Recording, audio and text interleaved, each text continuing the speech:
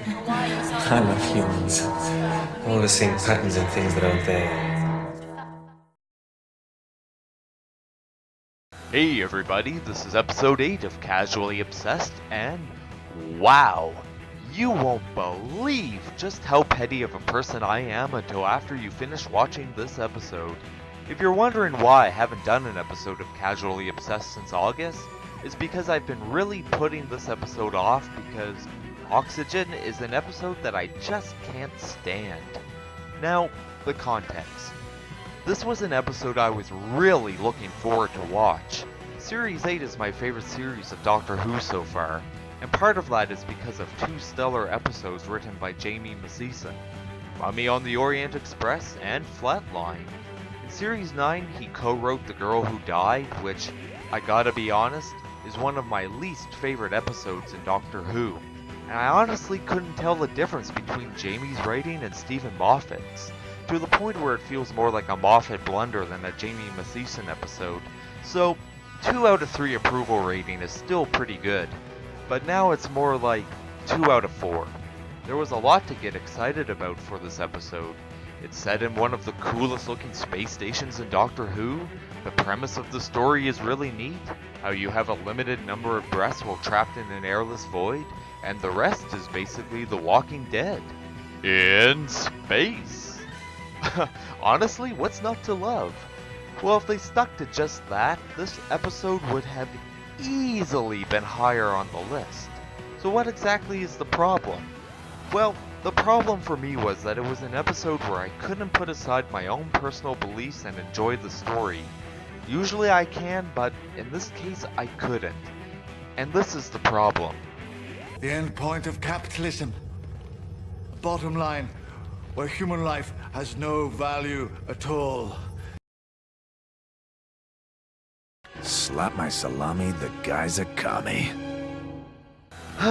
Okay, this is where my pettiness comes in. A few days before the episode was going to air, and I was all gung-ho and ready to go to watch it, Jamie Mathieson talks about the episode and how he felt nervous that it might be too political, and I was like, well, what did he write about that was so political? Oh, okay, well, there goes my erection. Okay, so you've probably guessed where I stand politically.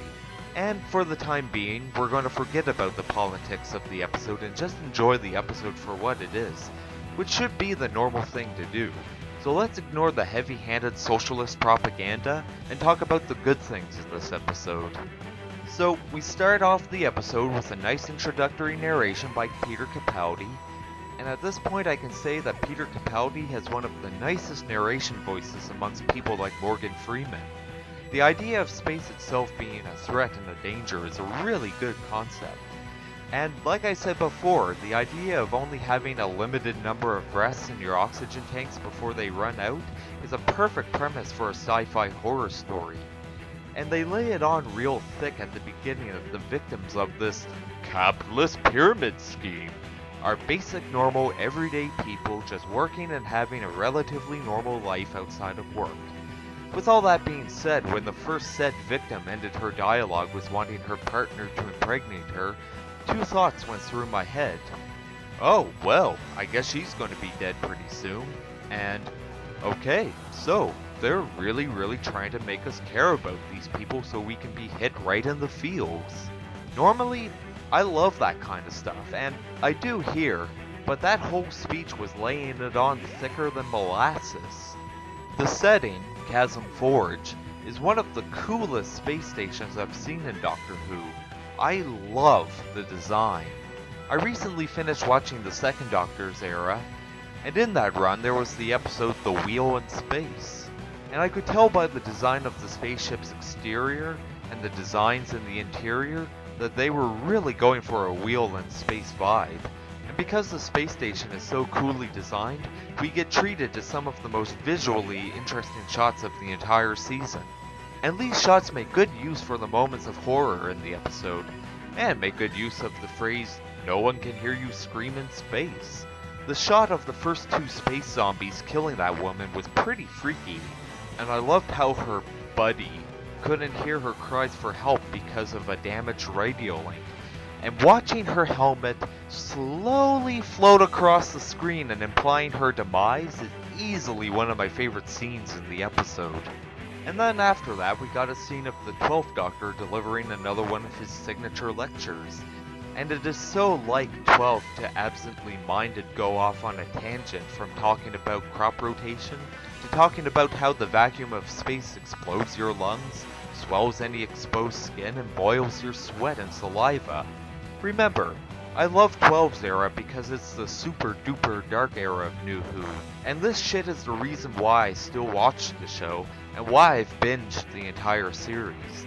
It's also more than obvious that the Doctor is starting to really miss traveling around in time and space, romping around the universe doing adventures, and I can imagine he is starting to get bored out of his mind working in the university, doing nothing but tending to Missy for 1,000 years.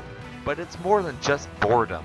The Doctor is totally in love with going on adventures, and now that Bill has entered his life and he's actually being adventurous again, you can sort of see his attention to his duties are starting to slip, and it doesn't help the Doctor having a nag like Nardole always looking over his shoulder and poo-pooing his desires to see the universe. In the TARDIS, I love his comparison of space travel to camping, as I am a camping enthusiast myself. And have I mentioned that Bill is adorable for the 50 billionth time? Love her reaction when the Doctor asks her to pick out a spot to go to, and of course it's so like the Doctor to really rough it out picking up a distress beacon. No glamping on this trip. Then Nardole appears, and it's hilarious how they keep subtly referencing the fact that he's not quite human. And I gotta say, I am loving Nardole's assertive side as opposed to his more goofier sides. And being the super geeky fanboy that I am for the show, I was pleasantly surprised, and unpleasantly disappointed, that they bring back the fluid link that was first introduced in the very first Dalek episode from 1963, which prevents the TARDIS from taking off, to then taking off without it. What, did the Doctor do a mod to his vehicle that he never bothered to mention? That's right, I'm totally picking out 50 years of plot inconsistencies. So we're taken away to Chasm Forge, and already I'm digging the interior. It's dark and grungy like the stations that we've seen in Under the Lake and Sleep No More. And again, for the 50 billionth and one times, Bill checking out the gravity of the space station, getting disappointed that she's not floating around, and looking out the window and seeing the brilliantly designed space station is super freaking adorable. Nardole does grate on me in many parts of the episode, but his disappointment in space door noises is pretty funny, which then leads us to Corpse Guy number 1. Wow, what a design, so freaky. The costume department did a great job with this one, but am I the only one who thinks that this corpse dude looks a bit fish-like? And the fact that it's the suit making him stand up by itself makes it even more morbid. And the plot thickens when Nardole notices that his tank is full of oxygen. And those force field bubbles around his head are really cool. When we get to the suit that's sort of walking around on its own, I couldn't help but laugh at its absurdity. Especially when the Doctor pops its helmet off and increases the adrenaline in Bill and Nardole. Although, I did find Nardole trying to remember the voiceover's name to be sort of annoying. And even more annoying was the suit making oxygen out to be some sort of a commodity. But then again, maybe I'm missing the point of the episode. Then we get to see Corpse Guy number 1 starting to inch his way closer and closer to our protagonist, and wow, that is unsettling. Not really, I am super desensitized, but it was still pretty cool. And when Corpse Guy number 1 grabs the sonic screwdriver and crushes it in his hand, I can just imagine Peter Davison blushing with joy. Okay, so, the TARDIS is trapped behind a door that they can't open, and the Doctor no longer has his handy-dandy magic wand. It makes me wonder why he didn't pack his sonic shades though. But even more annoying than Nardole and the voiceover chick was this line in the episode. Capitalism in space. Kinda like what Bart once said to Lisa, you can actually pinpoint the exact moment I lost all interest in the episode. Now, at first, it did bother me that the 12th Doctor comes off as a hardcore socialist in the episode. In various incarnations, he has expressed his disdain towards authority and corporate leaders, but thinking about it, I don't really think that the Doctor is that much of a socialist. He's a being who can go anywhere, whenever, and no amount of authority can stop him. Politics and economics are of no concern to someone who lives outside of those bubbles. So I want to say... anarchist?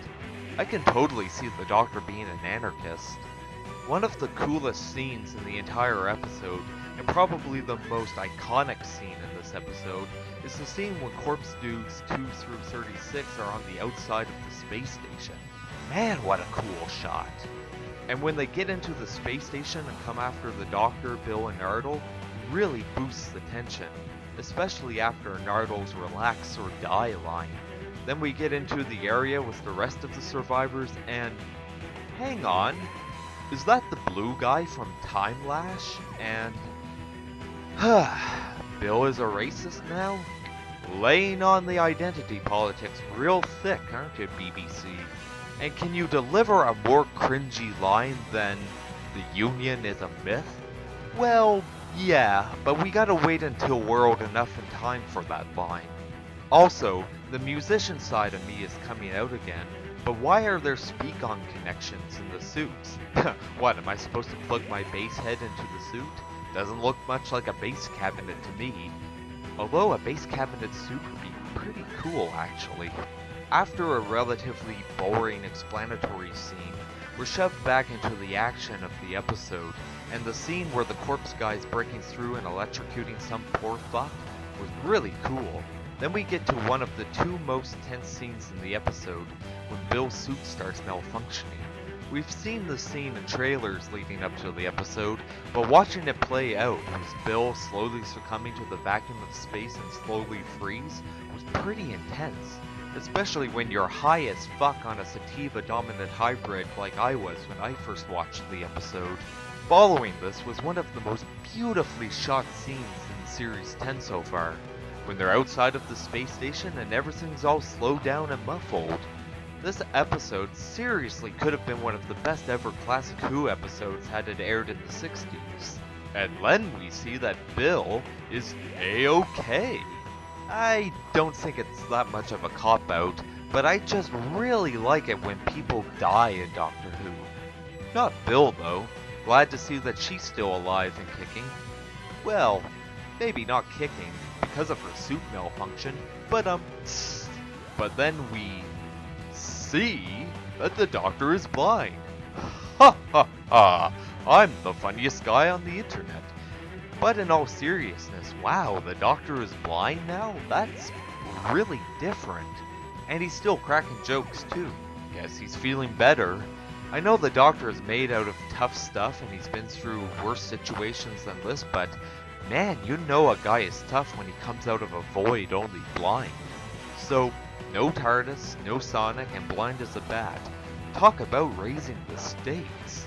That being said, the black chick was a bit bitchy about the Doctor's presence, but she brings up a good point about the 12th Doctor that I love, which is he knew Tasker was doomed and let him get killed, much like O'Donnell in Before the Flood and Ross in Into the Dalek.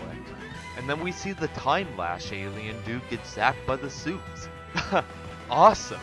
More death. Then we get to the second most tense scene in the episode where Bill's suit malfunctions again. My god, did they do a good job with the direction. The Doctor doesn't tell her a joke, Bill cries out for her mom, which I probably would too in this situation, and then she gets zapped. Man, things are not going well for Bill, is it? I do have to admit though, even though the anti-capitalism messages the Doctor spouts are super cringy, his plan is actually quite good, making everyone alive too expensive to die. It works in their favor, because God knows how greedy those money-grubbing, cigar-smoking capitalists are. I also did actually get a chuckle out of the Doctor saying that they're fighting the suits. That was pretty funny. And then it's back to everybody lives, as the Doctor reveals Bill isn't actually dead. I gotta tell you, I don't care how hardy Bill is as a person, I am probably most surprised that Bill doesn't suffer any long-term damage from being frozen in an airless vacuum and then electrocuted by a space zombie, like a collapsed lung or a brain tumor or something. And then we get a big old group hug to an orchestral swell, and everything is all fine and dandy. Except for the poor fuck who cannot enjoy a life of happiness with the woman he was with at the beginning of the episode, so maybe a little dandy, not so fine. So a little scan of the eyes and the doctor is back to normal. Alrighty, cool. Then he takes the survivors back to issue a complaint and... Wait a minute. Isn't that exactly how the Almost people ended? And I don't know. If I were in Bill's position, I would be pissed at the doctor putting me through a dangerous situation like that and almost dying horribly twice. But she sort of shrugs it off, saying, later days. The final scene when Nardole is furious with the doctor really upped my respect for Nardole. He's actually really cool when he's assertive. And this time around, Nardole actually has a good reason for the doctor not to leave his post guarding Missy, especially when it's revealed just how badly damaged the doctor was from this adventure. He's now permanently blind and, wow, holy crap, that's quite the cliffhanger. At the time I watched it, I really wondered how the doctor is going to pull off his future adventures now that he has a severe handicap. So now that we've reviewed the episode on its merits, it's time to judge the episode for its cons. And now, Luke Fancy's in-depth critical analysis of all the faults in Oxygen will not be seen tonight. so we can bring you this video of me eating a sandwich.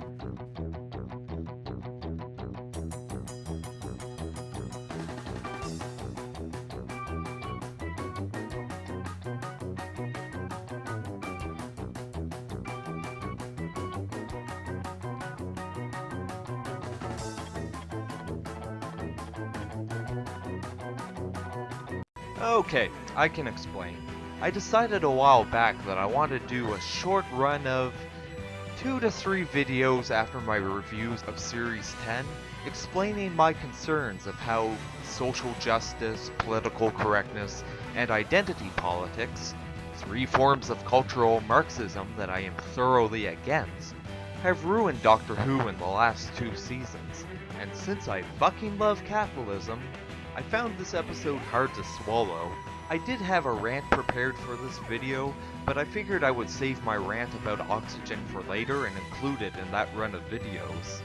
But gee Luke, there have been countless stories that had crony businessmen in them before Oxygen, so why is it bothering you now? That's true, Other Luke. There have been many crony businessmen in Doctor Who that would do anything to satisfy their own sinister desires, and it's a trope that spans all genres, and it's never bothered me before because in a sci-fi show like Doctor Who that has overly exaggerated and absurd monsters and villains trying to ruin everything for everybody, you're going to have the exaggerated and absurd caricatures of crony businessmen every now and then. 2 recent examples of exaggerated and absurd caricatures of crony businessmen come from Series 9. Pritchard from Under the Lake, and Gagan Rasmussen from Sleep No More. In particular, the character Pritchard is unabashedly a corporatist, worrying more about how much oil they're not drilling out of the ground and how much money they're losing when the station is in siege mode against the ghosts. If whatever they are, They're they're not ghosts, have been trying to kill you, why haven't you abandoned the base? That was my call. We've got about $1 trillion worth of mining equipment here. We're not just going to abandon it. What? If it all goes pear-shaped, it's not them that lose a bonus. It's okay, I understand. You're an idiot. Characters like him never bothered me because they're so over the top in their portrayal that it comes off as a parody more than actually being a serious character. The reason it bothers me now is because Doctor Who in the last 2 seasons has been cucked by social justice and identity politics, and anyone who would disagree are either willfully ignorant or weren't paying enough attention. But in Series 10 it does stick out like a sore thumb. Social justice warriors hate capitalism, and the BBC loves to pander to social justice warriors. And this episode paints a very unreasonable portrait of capitalism. But just because I love capitalism doesn't mean I'm a fan of corporatism, and yes, there is a difference between the two, which I will explain in my future video, and the villains in Oxygen would be examples of corporatism. Even if the episode was taking a cynical look on the evils of capitalism, it still would have worked for me if they weren't so directly blunt and resentful towards the economic system that has the highest standard of living in the world. I would have been totally fine with the episode if they removed the 3 lines directly condemning capitalism in the episode, even if the scenes were still laying it on thick. I even laughed at the scene where the doctor says they're fighting the suits. That's a good line of parody. And I did a little experiment to see if it would work. I put Oxygen into my video editing software and removed all mentions of how capitalism is bad. And the end result was actually really great. The episode doesn't lose any momentum. I'm going to show you each scene where capitalism is directly criticized with the criticism edited out, and with the exception that it's a bit jump-cutty, the episode doesn't lose a beat at all. Opening the airlock was the station's Plan A. Plan B, filtering out all the oxygen. So they can sell it back to us. If we want to keep breathing, we have exactly one option. Buy the merchandise. The ship. It's set off before the distress call. They're not your rescuers. They're your replacements. We're fighting the suits. They're nearly through! Open up! Does it work? This won't work. Making a complaint to head office. No idea. I've never had head office. But as far as I remember, there's a successful rebellion 6 months later. Corporate dominance in space is history. Then the human race finds a whole new mistake. But that's another story. Can't wait. But you will.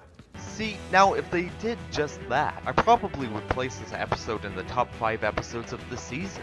Oxygen is a great story, but it's a story where I cannot detach my own passionate views from the episode when I see how shitty the writing is. It's weird to me that out of all the stories in the 12 Doctors era, Jamie Mathieson has 2 episodes that are in my top 5 and 2 in my bottom 5. Who knows, guys? I guess, for me anyway, Jamie Mathieson is the new Stephen Moffat. Alrighty, so, a little different from most scoring. If I had to give Oxygen an actual, truthful score, I would give it a 9 out of 10. But because I'm extremely petty, let us ding a point off for every mention of capitalism. Capitalism in space. The end point of capitalism. About wraps it for capitalism. Oh, fuck it. I'm petty. 3 more points. Capitalism. Capitalism. Capitalism. And now we're left with a 3 out of 10. Final thoughts? If the anti-capitalism message wasn't so heavy-handed, I probably would have loved this episode. But because it goes against my own personal beliefs, I am disappointed one of my favorite writers for the 12th Doctor wrote what I consider another dud. And here's hoping in a few years that this episode will become a laughingstock like the Sunmakers eventually turned out to be. More positively, the actual premise of running out of oxygen in space is a terrifying concept. I'm glad that they figured out a way to do space zombies, and I am glad that there were lasting consequences for the Doctor that extends into the Monk trilogy, which I am excited to review soon. Anyways, if you've got a differing opinion or you agree with my view on the episode, feel free to leave a comment. I know that. People are passionate about this issue. So I would ask y'all to be civil about your comments. Or if not, fuck it. I can take criticism. In my next review, I will be doing Extremists, Part 1 of the Monk trilogy. This has been episode 8 of Casually Obsessed, And I hope you have a good day and praise capitalism.